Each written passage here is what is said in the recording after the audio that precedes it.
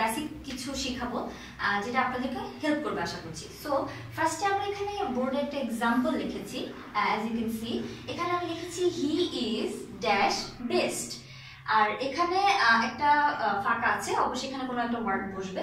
তো আপনারা একটু দেখেন এখানে কোন আর্টিকেলটা বসালে আমার মনে হয় সেন্টেন্সটা কমপ্লিট হবে। হ্যাঁ, হি ইজ ড্যাশ বেস্ট।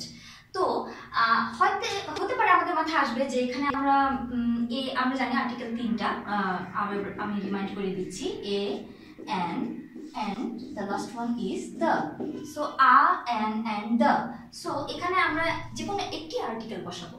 এখানে আমাদের মাথায় আসতে পারে যে এখানে এ অথবা এন যাচ্ছে না, তাই না? আমাদের মাথায় আসতে পারে যে আমরা এখানে the বসাবো, he is the best.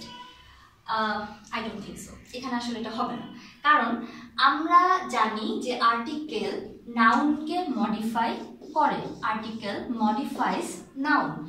Article সবসময় নাউনের আগে বসে, সামনে বসে। সো এখানে best is not a noun, so এখানে আমরা কোনো আর্টিকেল বসাতে পারবো না, এখানে দা আসলে ভুল।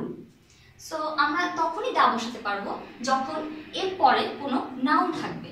যেমন আমরা যদি বলি he is the best boy in his class, that means আমরা এখানে নাউন পেয়েছি একটা, যেটা বয়। এই নাউনকে মডিফাই করার জন্য তখন আমরা এখানে দা বসাতে পারবো, দ্যাট মিনস তখন দাটা আমার জন্য রাইট হয়ে যাবে।